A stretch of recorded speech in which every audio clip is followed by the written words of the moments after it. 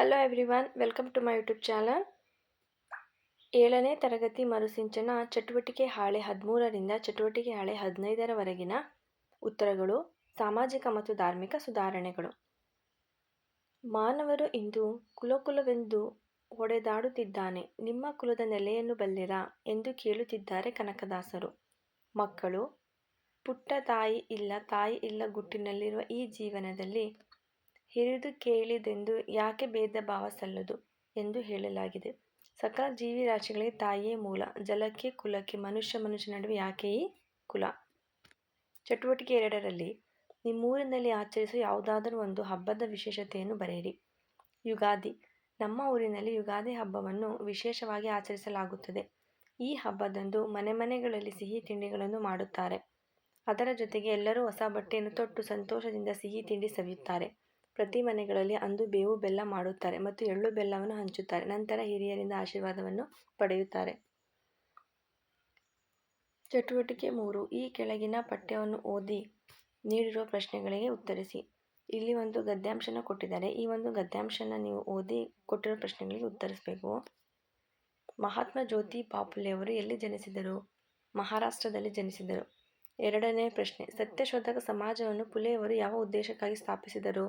ಮಹಾರಾಷ್ಟ್ರದ ಕೆಳವರ್ಗದವರೆಲ್ಲ ಜಾಗೃತಿ ಮೂಡಿಸಲು. ಜ್ಯೋತಿ ಬಾಪುಲೆಯವರು ರಚಿಸಿದ ಕೃತಿಯನ್ನು ಹೆಸರಿಸಿ. ಗುಲಾಮಗಿರಿ. ಪುಲೆಯವರು ಪುನರ್ವರ್ತಿಸಿ ವಸತಿ ಕೇಂದ್ರಗಳನ್ನು ತೆರೆಯುವ ಮೂಲಕ ಯಾವ ಸಮಸ್ಯೆಯನ್ನು ಬಗೆಹರಿಸಿದರು? ಶಿಶು ಹತ್ಯೆ ಪ್ರಕರಣಗಳು.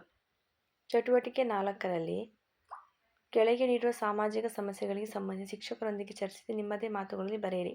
1. ಬಾಲ್ಯ ವಿವಾಹ. ನೆಕ್ಸ್ಟ್, ಲಿಂಗ ತಾರತಮ್ಯ. ಇವೆರಡರ ಬಗ್ಗೆಯೂ ಕೂಡ ನೀವು ಶಿಕ್ಷಕರಿಂದ ಇನ್ಫಾರ್ಮೇಷನ್ಸ್ನ ಕಲೆಕ್ಟ್ ಮಾಡಿ ನೀವು ಬರಿಬೇಕಾಗುತ್ತೆ. ನೆಕ್ಸ್ಟ್ ಇಲ್ಲಿ ಚಟುವಟಿಕೆ 5. ಈ ಕೆಳಗಿನ ಚಿತ್ರದಲ್ಲಿ ನೀಡಿರುವ ಸಮಾಜ ಸುಧಾರಕರು ಗುರುತಿಸಿದ ಪ್ರಮುಖ ಸಮಸ್ಯೆಗಳನ್ನು ಹಾಗೂ ಸೂಚಿತ ಪರಿಹಾರಗಳನ್ನು ಬರೆಯಿರಿ. ಸಮಾಜ ಸುಧಾರಕರು ಶಂಕರಾಚಾರ್ಯರು. ಗುರುತಿಸಿದ ಸಮಸ್ಯೆ: ಜಾತಿ ಪದ್ಧತಿ, ಅಸಮಾನತೆ, ಬಾಲ್ಯವಿವಾಹ, ಅನಕ್ಷರತೆ. ನೆಕ್ಸ್ಟ್, ಶ್ರೀ ರಾಮಾನುಜಾಚಾರ್ಯರು ಜಾತೀಯತೆ, ಭಕ್ತಿ ಮತ್ತು ಮುಕ್ತಿ, ಜಾತಿ ಸಾಮರಸ್ಯವನ್ನು ಪ್ರೋತ್ಸಾಹಿಸಿದರು. ಭಕ್ತಿ ತತ್ವವನ್ನು ಎಲ್ಲ ಜಾತಿಯವರಿಗೂ ಹೇಳಿದರು. ಮುಕ್ತಿಗೆ ಭಕ್ತಿ ಮತ್ತು ಶರಣಾಗತಿ ಬಹಳ ಮುಖ್ಯ ಎಂದು ತಿಳಿಸಿದರು. ಮುಂದಿನ ಚಿತ್ರ, ಶ್ರೀ ಬಸವೇಶ್ವರರು ಅಸಮಾನತೆ, ಮೂರ್ತಿ ಪೂಜೆ, ಲಿಂಗ ತಾರತಮ್ಯ, ಜಾತಿರಹಿತ ಮತ್ತು ವರ್ಗರಹಿತ ಸಮಾಜ ನಿರ್ಮಾಣಕ್ಕೆ ಪಣ ತೊಟ್ಟರು. ಬಸವಣ್ಣನವರು ಜಾತೀಯತೆ, ಮೂರ್ತಿ ಪೂಜೆ ಖಂಡಿಸಿದರು. ಹೆಣ್ಣು ತಾಯಿ, ಅವಳೇ ಸರ್ವಸ್ವ ಎಂದರು. ಮುಂದಿನ ಚಿತ್ರ, ಶ್ರೀ ಮಧ್ವಾಚಾರ್ಯ ಭಕ್ತಿ ಪೂಜೆ ಮೂಢನಂಬಿಕೆ. ಉಡುಪಿಯಲ್ಲಿ ಶ್ರೀ ಕೃಷ್ಣ ಪೂಜೆಗೆಂದು ಅಷ್ಟಾರ್ಥಿಗಳನ್ನು ನೇಮಿಸಿದರು. ಸರಳವಾದ ಭಕ್ತಿ ಮಾರ್ಗವನ್ನು ಉಪದೇಶ ಮಾಡಿದರು. ಇದು ಮಧ್ವಾಚಾರ್ಯರ ಬಗ್ಗೆ ಇನ್ಫಾರ್ಮೇಷನ್ಸ್. ನೆಕ್ಸ್ಟ್, ಚಟುವಟಿಕೆ ಹಾಳೆ 14. ಆಸ್ಟ್ರೇಲಿಯಾ. ಪ್ರತಿಯೊಬ್ಬರೂ ತನ್ನವರು ಜೊತೆ ವಾಸಿಸುವ ಸ್ಥಳವೇ ಮನೆ. ನಿಮ್ಮ ಮನೆಯ ಸುತ್ತಮುತ್ತಲ ಪರಿಸರವನ್ನು ನೀವು ರಸ್ತೆಗಳನ್ನು ಕೂಡ ಇಲ್ಲಿ ಒಂದು ನಕ್ಷೆನ ನೀವು ಬರಿಬೇಕಾಗುತ್ತೆ. ನೀವು ವಾಸಿಸುವ ಪ್ರದೇಶದ ನಕ್ಷೆ, ನಿಮ್ಮ ಅಕ್ಕಪಕ್ಕ ಏನೆಲ್ಲ ಇದೆ ಸೊ ಅದನ್ನೆಲ್ಲ ನೀವು ಇಲ್ಲಿ ಡ್ರಾ ಮಾಡಬೇಕಾಗುತ್ತೆ.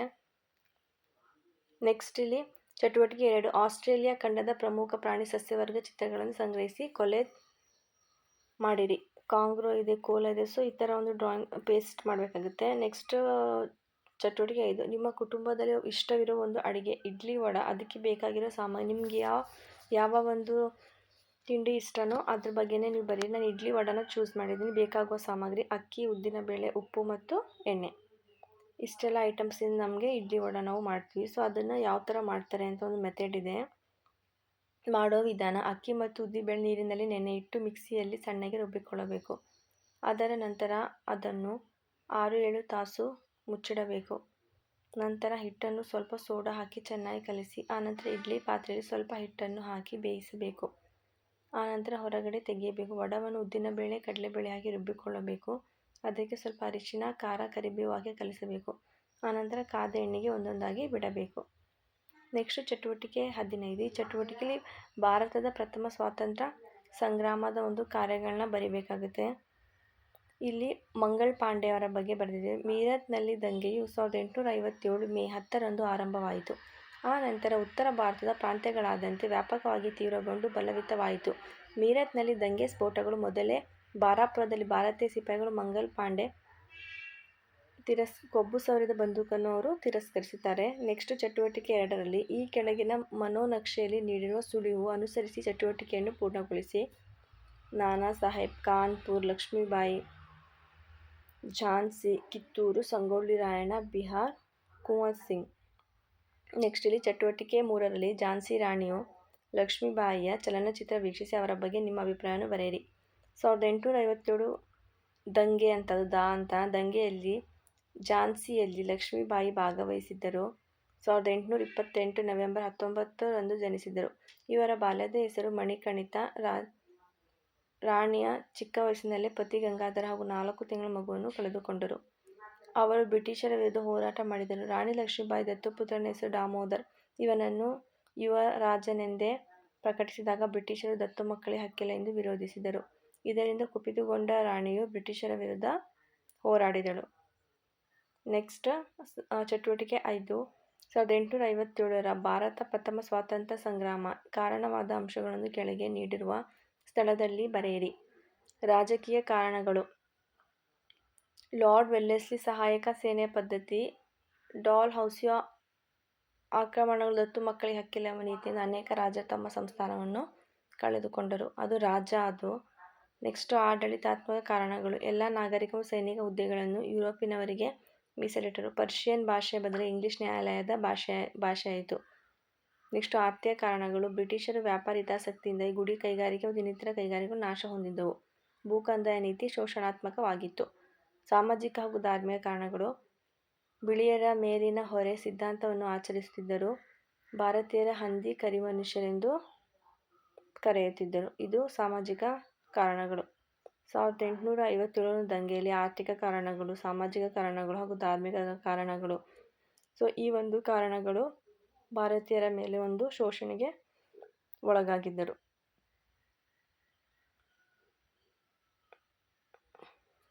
ಇನ್ನು 2 ರೀಸನ್ಸ್ ಇದೆ. ಇಲ್ಲಿ ಸೈನಿಕ ಕಾರಣಗಳು: ಭಾರತೀಯ ಸೈನಿಕರು ಧಾರ್ಮಿಕ ಚಿಹ್ನೆ ಪೇಟೆಗಳನ್ನು ಧರಿಸಬಾರದೆಂದು ನಿಷೇಧ ಮಾಡಿದರು. ಭಾರತೀಯ ಸೈನಿಕರಿಗೆ ಅತ್ಯಂತ ಕಡಿಮೆ ವೇತನವಿತ್ತು.